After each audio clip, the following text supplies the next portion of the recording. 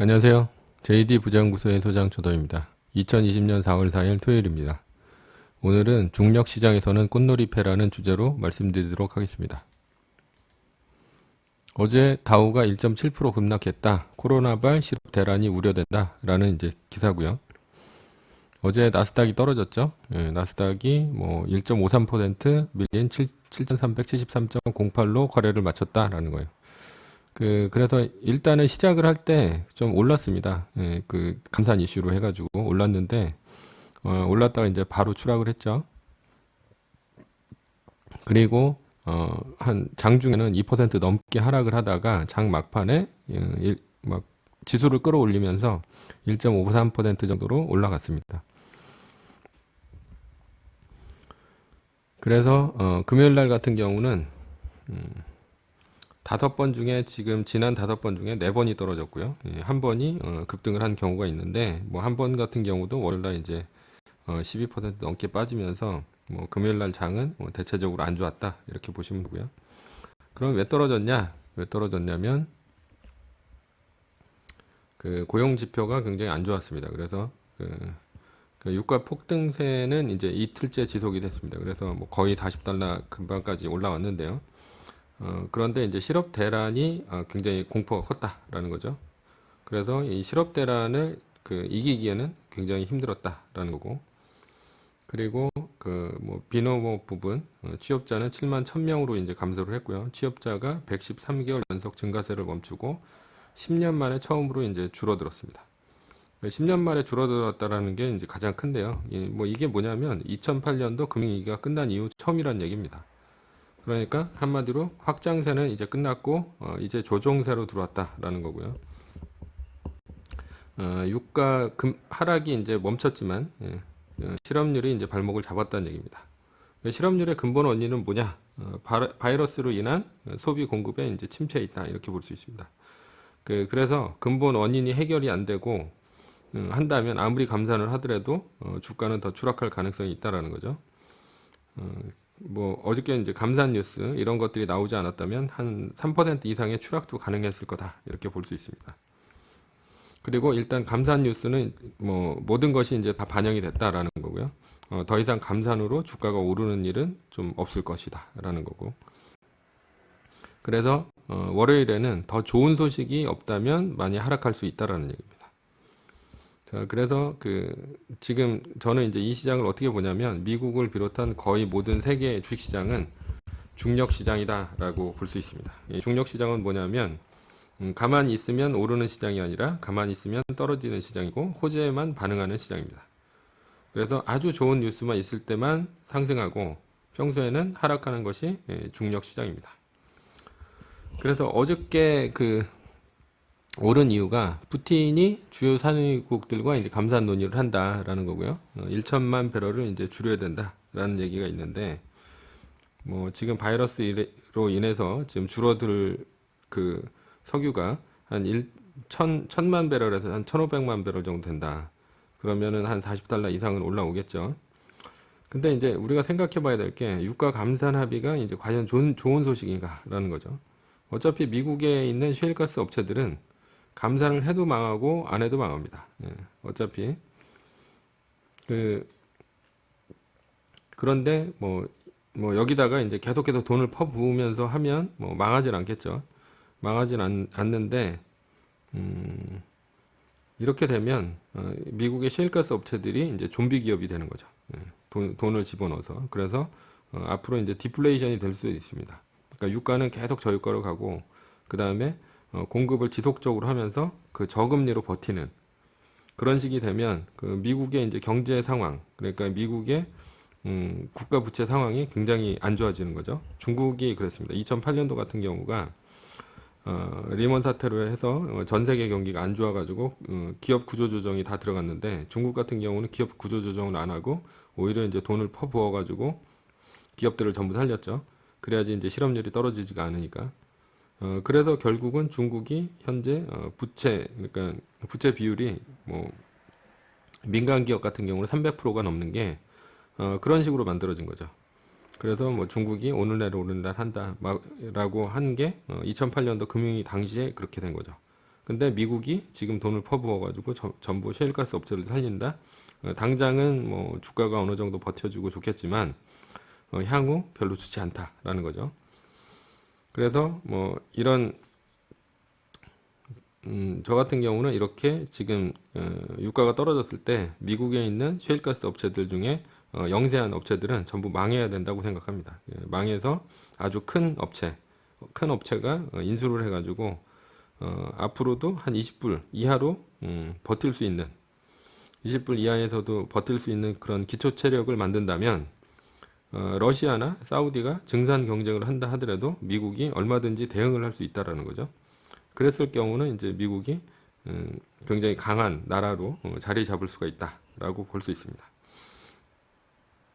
그리고 이렇게 하는 게 원래가 이제 자본주의가 이런 속성이 있습니다. 그래서 특히나 뭐 동양 같은 경우는 자본주의라 하더라도 뭐 대통령이 이래라 저래라 하면 그렇게 할 수 있겠지만 민간 기업의 경영은 주주나 아니면 대표가 책임을 지는 거죠. 그런 상태에서 미국 대통령이 미국 민간 기업에다가 명령을 해가지고 감산을 해라 이렇게 하는 게 말이 되냐라는 거죠. 원래 기업의 정책은 기업이 이제 스스로 정하는 거죠. 대통령이 정하는 게 아니죠. 그래서 러시아나 사우디는 뭐 어떻게 보면 독자 국가니까 그런 국가들은 어느 정도 감산 합의가 이루어진다 하더라도 미국이 감산 합의가 될지는 잘 모르겠다는 거죠. 그리고 감산이 되면 유가가 오를 텐데 지금 가장 안 좋은 게 항공, 호텔, 여행 뭐 이런 데가 이제 굉장히 많은 실업 같은 경우가 많이 일어날 수가 있는데 여기가 더 안 좋아질 수가 있습니다. 훨씬 더 안 좋아질 수가 있고 이들은 더 악재라는 겁니다. 왜냐하면 가뜩이나 장사 안 되는데 유가까지 올라가지고 그 물가가 올라가면 뭐 더 악재고 거기다가 뭐 유가가 이렇게 안 좋은데도 불구하고 유가가 올라가면 물가가 올라가게 되는 거니까 미국이 지금 제로금리로 살린다라는 것도 어느 정도 말이 안 된다는 거죠. 제로금리로 해서 저물가로 가고 있는데 그 유가가 올라가면 지금 물가가 올라가게 되고 물가가 올라가게 되면 뭐 이자율을 올릴 수밖에 없습니다. 안 그러면 이제 하이퍼 인플레이션으로 갈 수밖에 없으니까. 그래서 지금 인위적으로 이런 식으로 이제 조정을 하는 게 뭐 지금 뭐 국가적인 재난 상황이고 그렇긴 하지만 나중에는 이제 더 크게 하락할 수 있다. 저는 이렇게 볼 수 있고요. 결국은 이런 게 바이러스가 종식이 돼야지 이제 끝나는 거다. 이렇게 볼 수 있습니다. 그리고 감산하기가 만약에 실패를 했다. 그러면 유가하고 주가는 완전 폭락하면서 한 50%대까지 떨어질 수 있습니다. 제가 보기엔 그래요. 그리고 경제가 어려운 나라일수록 몰래 석유를 더 많이 퍼낼 가능성이 또 있다. 이렇게도 볼 수 있습니다. 그러니까 뭐 아프리카 나라들이라든가 뭐 중동에서도 좀 경제가 어려워질 수 있죠. 그런 나라들은 막 퍼내가지고 또 이제 공급을 늘릴 수 있다라는 거죠. 그러면 이제 감산을 한 나라들만 이제 손해를 보는 거죠.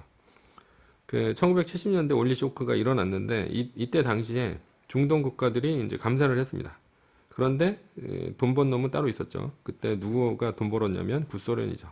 중동 국가들은 감산을 해가지고 엄청나게 석유를 팔질 않았는데 뭐 이때 이제 구소련은 증산을 해가지고 몰래 유럽이나 아니면 미국으로 빼돌려서 아주 큰 부를 늘렸습니다.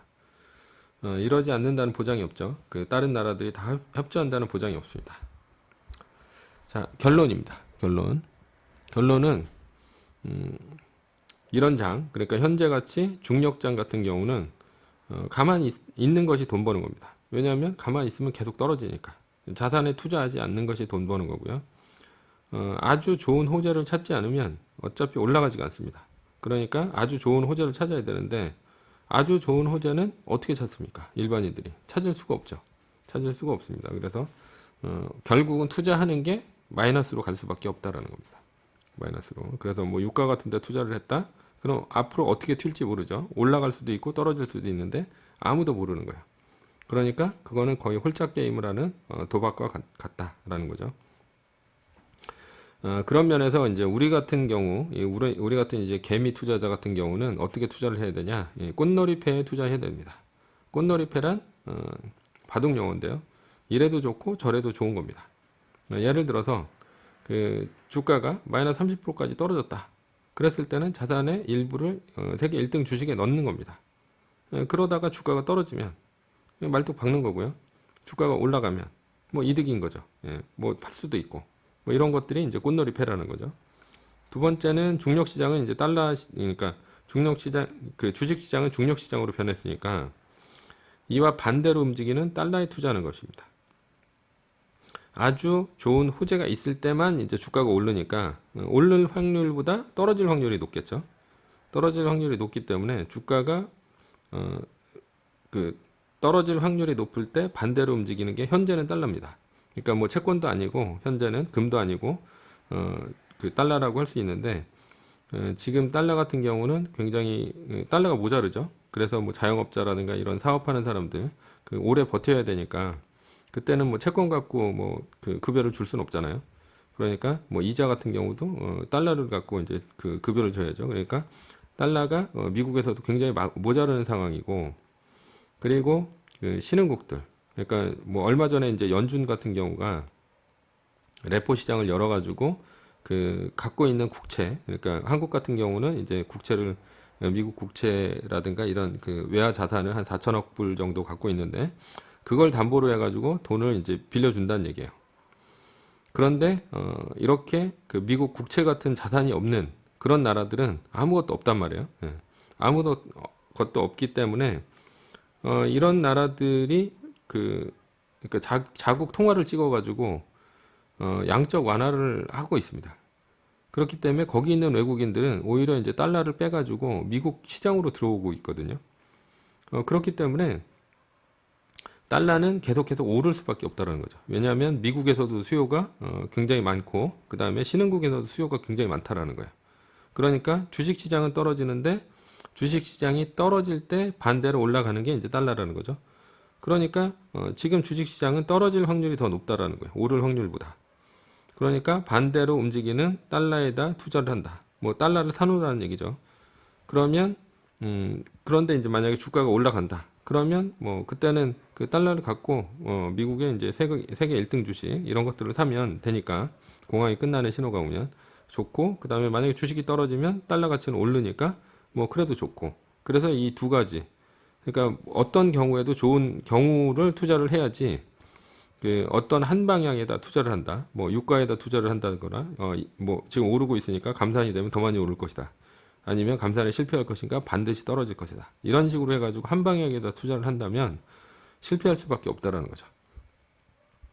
그리고 뭐 부자가 되려면 또 이제 큰 돈 투자해야 되니까 굉장히 많이 투자를 할 수밖에 없죠. 그러다가 많이 떨어지면 그때 실패를 한다라는 거예요. 그래서 공황은 뭐 돈을 버는 장이 아니라 어떻게든지 자산을 지켜내는 장이고 그리고 공황이 끝나면 또 계속해서 오릅니다. 나이키 커브처럼.